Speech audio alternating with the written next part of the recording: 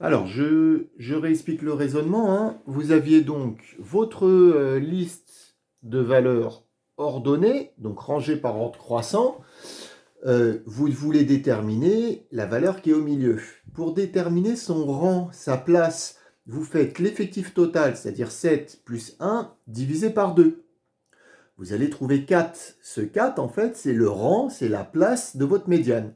Vous comptez donc la quatrième valeur, 1, 2, 3, 4, et donc votre quatrième valeur est 10, donc votre médiane est égale à 10. L'interprétation de cette médiane, vous le notez bien, vous notez au moins la moitié des élèves ont une note supérieure ou égale à 10, et au moins la moitié des élèves ont une note inférieure ou égale à 10. Et là, on peut vérifier parce que l'effectif de la série n'est pas encore très important. Vous voyez qu'on a 4 valeurs sur 7, donc plus de la moitié des élèves qui ont une note supérieure ou égale à 10, supérieure ou égale, hein, et 4 élèves sur 7 qui ont une note inférieure ou égale à 10. Donc notre médiane est bien égale à 10. Cas d'un effectif pair cette fois-ci. Donc vous sautez une ligne, vous notez effectif pair.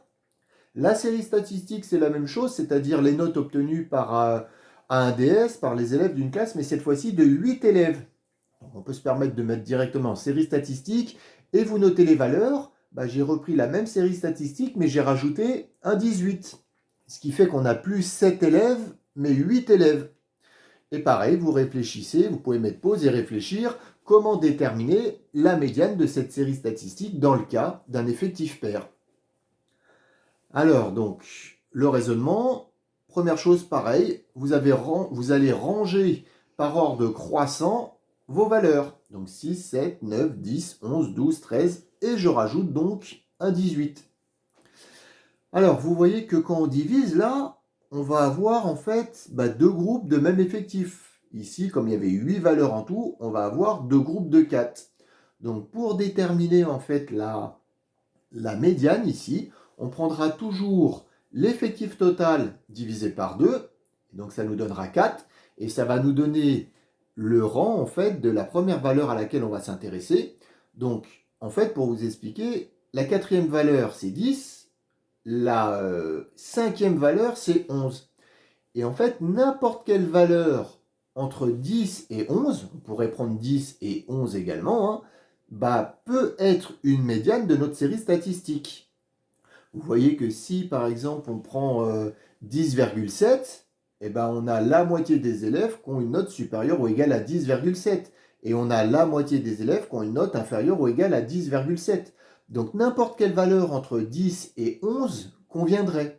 Même 10 aussi, hein. 10, il y a bien 4 élèves, donc la moitié qui ont une note inférieure ou égale à 10, et il y a bien 4 élèves qui ont une note supérieure ou égale à 10. Mais donc par convention, c'est-à-dire on s'est mis d'accord, pour prendre en fait à chaque fois la moyenne de la dernière valeur de la sous-série ici et la première valeur de la sous-série ici, c'est-à-dire la moyenne de la quatrième et de la cinquième valeur. Donc vous notez, par convention, on prend pour médiane la moyenne de la quatrième et de la cinquième valeur. Donc on calcule la moyenne de 10 et de 11. 10 plus 11 sur 2, ça fait 10,5. Et donc on va noter pour conclusion 10,5 est une médiane de la série. J'insiste sur le une parce qu'elle n'est pas unique. On a vu ensemble, je viens de vous expliquer, que n'importe quelle valeur entre 10 et 11 convient. Mais on va prendre de 10,5, donc il y a une infinité en fait normalement de médianes, mais par convention on prend la moyenne des deux valeurs, donc 10,5 est une médiane de la série statistique. Voilà comment déterminer une médiane d'une série statistique dans le cas donc d'un effectif impair et dans le cas d'un effectif pair. Le but des exercices, ça va être pour appliquer tout ça. Voilà.